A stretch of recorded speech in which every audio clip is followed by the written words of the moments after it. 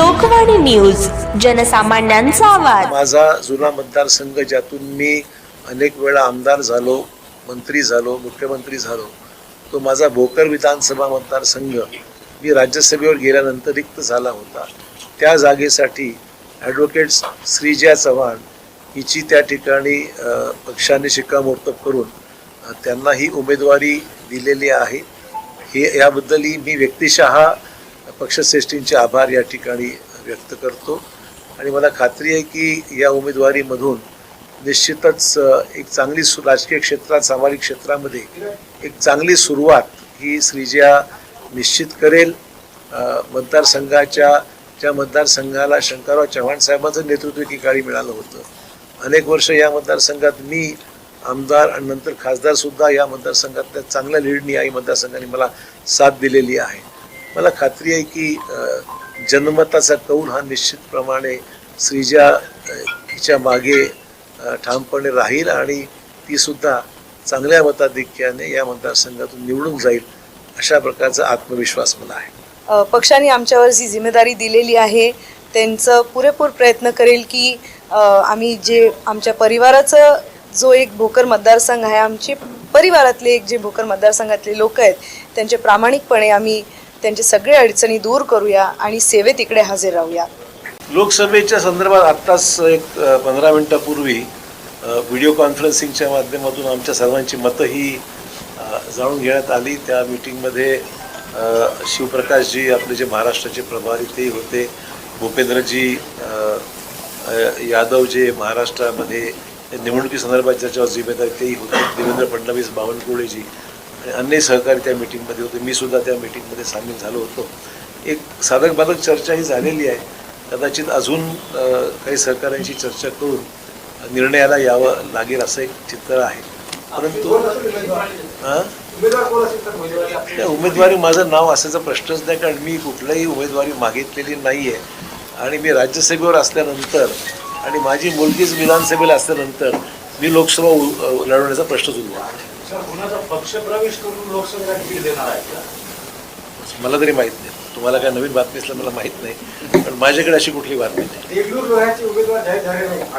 नाही, असं आहे की आज 4 उमेदवार घोषित झालेले आहेत. तर अन्य जागांचा अद्याप निर्णय झाला नसावा म्हणून थांबलेला आहे. मला यातली माहिती. अजून काही आमदार तुमच्या सोबत जे काँग्रेसमध्ये होते ते आता भाजपमध्ये येणार आहेत, जे आता सध्या काँग्रेसमध्ये आहेत. अरे स्वागत आहे. म्हणजे आलं तर नाही, मी कोणालाही, आमच्याकडे जेवढी गर्दी झालेली आहे त्यामुळे उगाच कोणाला बोलवून त्याची अडचण होऊ नये. हा ज्याचा त्याचा प्रश्न आहे, आलं तर स्वागत करू. पोटनिवडणुकीला जे मागच्या वेळेस खासदार होते प्रताप पाटील चिखलीकर तुल्यबळ उमेदवार आता असतील का? कारण बरेच गणित आता बदलणार आहे त्या इलेक्शन आणि आता पोटनिवडणुकीत. तुम्हाला ते तुल्यबळ उमेदवार नाही, प्रतापरावांच्या बद्दल मागच्या लोकसभेत उमेदवार होतेच. निकाल दुर्दैवाने आमच्या विरोधात लागला हे सत्य आहे. त्यामुळे आता पक्षाने निर्णय घ्यायचा आहे की उमेदवारीच्या बाबतीमध्ये प्रतापराव स्वतः इच्छुक आहेत असं वाटत नाही मला, म्हणजे माझ्या माहितीप्रमाणे. जरांगे पाटील म्हणाले की काही जागा ते लढवणार आहेत, तर त्या फॅक्टरचा कसा परिणाम पडणार आहे जिल्ह्यात आणि मराठवाड्यात? त्यांनी 2-4 पद्धतीने त्यांच्या विचाराची मांडणी केल्याचं ऐकतोय मी. काही पूर्ण प्रेस कॉन्फरन्स त्याची पाहिलेली नाही आहे, पण त्यांनी 2-4 पद्धतीने आपली मांडणी केली आहे की ज्यांनी मराठा आरक्षणाच्या समर्थनार्थ भूमिका घेतली त्याचाही विषय त्यांनी मांडला. कोणाला निवडून द्यायचं आहे, कोणाला निवडून देऊ नये असंही त्या ठिकाणी मत प्रदर्शित झालेलं आहे. त्यामुळे असंही ओव्हरऑल भूमिका ही आहे की मराठा आरक्षणाच्या समर्थनार्थ ज्यांनी काम केलेलं आहे आणि जो निर्णय महाराष्ट्राचा हिताचा असावा असं मी कालच व्यक्त केलेलं आहे की त्यांचा निर्णय जो काही होईल तो महाराष्ट्राच्या हिताचा असावा असं माझं मत आहे. शेवटी हरियाणामध्ये जी भूमिका घेतली की जे विद्यमान आमदार यांना तिकीट दिलं नाही, पण महाराष्ट्रात मात्र सर्वांनाच तिकीट दिलं. प्रत्येक राज्याची परिस्थिती वेगवेगळी असते. जो निर्णय हरियाणात झाला तोच निर्णय महाराष्ट्रात असावा असं काही बंधनकारक नाही आहे. स्थानिक परिस्थिती आणि स्थानिक मतदारसंघाची जी काही राजकीय गणितं असतात त्याच्यावर बरंच अवलंबून असतं. भाजपाने शिवसेनेच्या 5 जागेवर दावा केलेला आहे, अशी यादी जाहीर केलेली आहे. परिषदेच्या 5 जागांवर सुद्धा भाजपने उमेदवारी घोषित केलेली आहे. असं आहे की दावा करणं हे काही चुकीचं आहे. प्रत्येक पक्षाला वाटतं की आमची संख्या वाढली पाहिजे, वाटणं स्वाभाविक आहे. परंतु शेवटी ग्राउंड रियालिटी पाहावं लागते. पक्षाला बऱ्याच वेळेस काय वाटतं हा एक विषय असतो आणि ग्राउंड रियालिटी वेगळी असू शकते. त्यामुळे नांदेडमध्ये उमेदवारी देत असताना आम्हाला जे वाटतं हे आम्ही सांगितलं आहे की बुवा ज्या जागा भाजपला निवडून येण्यासारख्या आहेत त्या जागा भाजपने घेतल्या पाहिजेत आणि ज्या लोकसभेसाठी तुम्ही पण नाही म्हणतात, चिखलीकर पण नाही म्हणतात, नवीन प्रबळ चेहरा. उमेदवार कोण राहील? भरपूर लोक आहेत, मागणारे खूप आहेत. तुम्हाला कवळे गुरुजींचं एक नाव आहे. कवळे गुरुजींचं नाव आहे, कुंटूरकरांचे नाव अधूनमधून येत राहतं, नंतर संतू हंबर्डेंचं नाव येत राहतं, राम पाटलांचं नाव येत राहतं. तुमचं समर्थक कोणते नाव? माझं समर्थन तुम्हाला सांगू शकत नाही, मी पक्षश्रेष्ठीला सांगतो. त्यावेळी सगळेजण तुमच्यासोबत दिल्लीलाही गेले. कोण? राजेश ते विमानात भरपूर लोक बसतात ना, विमान काय माझ्या एकट्या थोडे येते. हे पब्लिक सर्व्हिस आहे, त्याच्यामध्ये कोणी बसू शकतं. तुम्ही येऊ शकता, काय हरकत नाही. अंतापूरकर तुमच्यासोबत आले लगेच म्हणतो. आता कवळे विमानात बसलेली प्रवेश झाला एकच फ्लाईट असल्यामुळे योगायोग झाला असेल पण तसं काही नाही तुम्ही येतो. भाषणांमध्ये नेहमी सांगता साहेब की गाडीमध्ये बसलेले कोण आहेत ते बघू नका, चालवणारा मी आहे. असं कोण? मी कधी म्हणलो नाही, मी काहीच म्हणलो नाही. तुम्ही नवीन वाक्य घालता महापालिका आहात. माझ्या तोंडाला. महापालिकेत गाडीत कोण बसले बघू नका, मी ते चालवतोय. महापालिकेपुरती विषय होता. आज मी राज्याचा प्रमुख नाही असतो तर ते बोललो असतो, मी काही प्रॉब्लेम नव्हता. पण मी आज राज्य चालवत नाही. पक्षश्रेष्ठी वेगळ्या आहेत आणि त्यांच्याबरोबर आम्ही काम करत आहोत. त्यामुळे हा काही विषय महापालिकेचा नाही, हा राज्याचा विषय आहे. राज्याचे नेते आमचे देवेंद्र फडणवीस आहेत, त्यामुळे आणि मोदी साहेब केंद्रात आहेत, त्यामुळे त्यांचा निर्णय जो असेल ते आमच्यावर बंधनकारक आहे. महाविषयीवर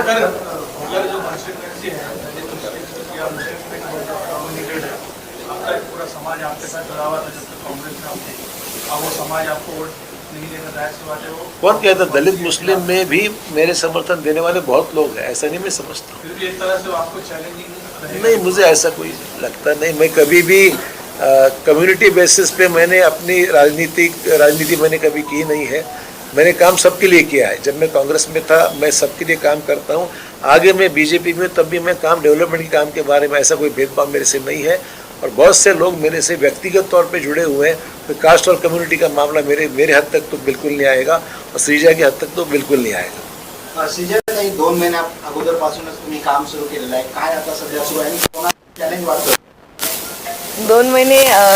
2-3 महिने लोकसभेपासून आम्ही फिरतोय आणि आता 2 महिने फिरताना वातावरण असं एक सकारात्मकता दिसते सगळ्यांकडनं. एक पॉझिटिव्ह ॲटिट्यूड, एक चांगलं वातावरण निर्माण झालेलं आहे. विरोध असं इलेक्शन आहे तर कोण ना कोणतरी विरोधात उभं राहणार, पण त्याचं काळजी करायला आहेत. आणि मी प्रामाणिकपणे आपल्या मतदारसंघाच्या लोकांच्या सेवेत इकडे हजर आहे आणि त्यांचे सगळे अडीअडचणी इकडे हजर राहणार. जसं आमचं परिवार पारंपरिक प्रकाराने आणि प्रामाणिक प्रकाराने एवढे 51 वर्ष झाले आपल्या लोकांची सेवा करत आलेले आहेत, तसंच मला खरंच माझ्या आईवडिलांचे आभार मानायचे आहेत की त्यांनी चांगले संस्कार आम्हाला दिलेले आहेत आणि लोकांची सेवा करण्याची ही भावना जी आमच्या परिवारात आहे ते पुढे सुद्धा मला करण्याची संधी दिली, त्याच्याबद्दल आभार त्यांचे सुद्धा मानते मी. पहिल्यांदा तुम्ही निवडणूक लढता, काय मला भीती आहे, उत्साह आहे का? उत्साह पण आहे, भीती पण आहे, पण ती भीती अशी काळजीपूर्वक भीती नाही आहे, चांगली भीती आहे की नाही आपल्या लोकांचं ही एक जिम्मेदारी आमच्या शोल्डर्सवर ठेवलेली आहे आणि ती जिम्मेदारी प्रामाणिकपणे पार करायची आहे. एक लेगेसी आहे, त्या लेगेसीला पुढे घेऊन जाणं ही खूप मोठी रिस्पॉन्सिबिलिटी आहे, पण नक्कीच मला विश्वास आहे की मी हे करू शकेन. काही टिप्स दिले की नाही वडिलांनी टिप्स खूप दिलेले आहेत. सुरू चालू असतं. सर एक प्रश्न असा होता की विरोधक तुमचा चव्हाण द्वेष करतात का भाजप द्वेष करतात, विशेषतः भोकरमध्ये? नाही, मला तसं काही द्वेष करणारी मंडळी मी कुठे असो, मी काँग्रेसमध्ये असताना ते दुसऱ्या पक्षात होते, मी भाजपमध्ये आलो की ते दुसरीकडे गेले. त्यामुळे तसं काही मला फारसं काही त्यात वाटत नाही आणि मी फार त्याच्याकडे लक्षही देत नाही. तर ठीक आहे, आज नाही 50 वर्षापासून विरोध करणारी काही टिपिकल मंडळी आहेत, तर चालत तो राजकारणाचा भाग आहे. पण माझं म्हणणं मत एवढंच आहे, व्यक्तिगत द्वेष नसावा, व्यक्तिगत मतभेद नसावे, मतभेद होऊ शकतात, मनभेद असू नयेत असं माझी इच्छा आहे. ठीक आहे, राजकारणाचं आता जे पद्धत चाललेलं स्वरूप आहे ते इतरांवर चिखलफेक करून स्वतःचं महत्त्व वाढवण्यासारखा कार्यक्रम चालू आहे. मराठवाड्यातील काय परिस्थिती असणार? चांगली असेल असं काही. मराठवाड्यामध्ये भाजप हा चांगल्या ह्याच्यातून निवडून आलेला पक्ष आहे, राष्ट्रीय पक्ष आहे. आपले निर्णय या वर्षभरामध्ये महायुती सरकारने घेतलेले आहेत. तर मला वाटतं त्याचा फायदा निवडणुकीत निश्चित मिळेल. आपण मुख्यमंत्री असताना जिल्ह्यात 9 जागा ज्या होत्या त्या आघाडीच्या आणल्या होत्या. हो. आता भाजपाच्या किती जागा येतील? तर जागा अजून पूर्ण जाहीर झालेल्या नाहीत, पण प्रॉपरचं नियोजन केलं आणि प्रयत्न केले तर भाजपाला आणि महायुतीला आपल्या जिल्ह्यात नांदेडमध्ये चांगलं यश मिळू शकतं असा माझा तरी अंदाज आहे. लोकांना शेवटी कसं आहे, लोकांना नेतृत्वावर कॉन्फिडन्स पाहिजे, लोकांना डेव्हलपमेंट तर पाहिजेच, पण नेतृत्वावर विश्वास पण पाहिजे. आणि मला वाटतं तो विश्वास संपादन केलेला आहे. त्यामुळे मला कॉन्फिडन्स आहे की नांदेड जिल्ह्यामध्ये महायुतीला बऱ्यापैकी यश मिळेल असं माझं मत आहे. मी सांगतो ना, नांदेड एक प्रयोग भूमी झालेली आहे. दर निवडणुकीला हा प्रयोग होत असतो. यावेळेस ती होईल असं वाटते मला. बघूया त्याचं काय. आता ही काय नवीन गोष्ट नाही आहे नांदेडसाठी. ही काही नवीन गोष्ट नाही. प्रत्येक इलेक्शनमध्ये मताचं विभाजन हा कार्यक्रम ठरलेला असतो. एमआयएमचा भाजपालाच फायदा होईल. मुझे क्या करना है, मैं लोकसभा कैंडिडेट नहीं हूँ. मेरा नहीं, ये सब गलत बातें हैं, ये सब अफवाहें उड़ाई जाती है. एक फॉल्स नैरेटिव सेट करने का प्रयास है और मेरे को ज़रूरत नहीं सब कर. मैंने मेरे वक्त भी नहीं किया कभी. मैं कर सकता था, अगर करना है तो मेरे चुनाव में क्यों नहीं किया. फिर मैंने लोकसभा के लिए मैं 2-4 महीने पहले खड़ा था, मैं कर सकता था, मैंने नहीं किया. वो सवाल ये है कि ऐसे तरीके से मैच फिक्सिंग करना कि हम लोग मेरिट पे लड़े हैं, कोशिश किए हैं, कभी कोई था कभी नहीं था. वो तो नांदेड़ जैसे मैं कहा ना, ये एक प्रयोग भूमि बन गई नांदेड़ में. कोई भी आता है, कुछ भी करता है, लोग भी दे देते वोट्स और फिर बाद में रियलाइज लग गई अपने वोट खराब हो गए. तो तब मैं समझता हूँ कि वोटर काफ़ी होशियार है, समझदार है और वोटर्स को ये पिछले कई सालों का अनुभव है कि हमारे डिवीजन ऑफ वोट में कितना नुकसान नांदेड़ ज़िले का हुआ है, ये उन्होंने महसूस किया है.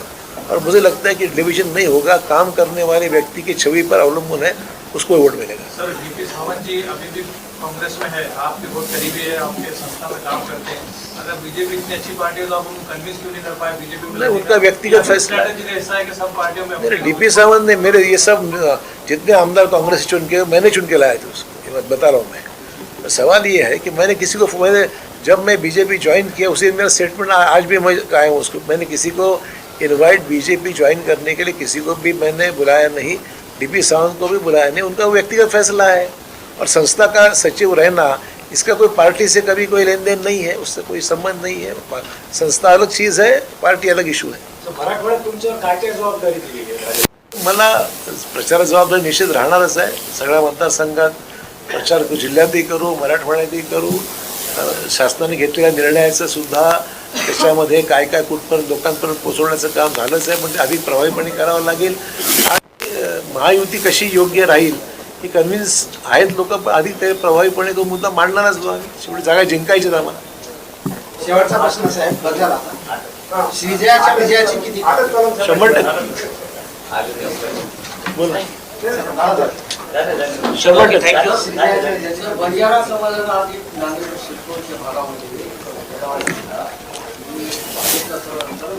भाजपला असं आहे की कुठल्या व्यक्तीने कोणाला समाजाला विरोध हा विषय नसतो. समाजाला जाणीव आहे, त्यांचा व्यक्तिगत विषय असू शकतो. ते इच्छुक उमेदवार होते, गव्हर्नर नॉमिनेशनमध्ये त्यांची इच्छा होती, ते घडलं नसेल.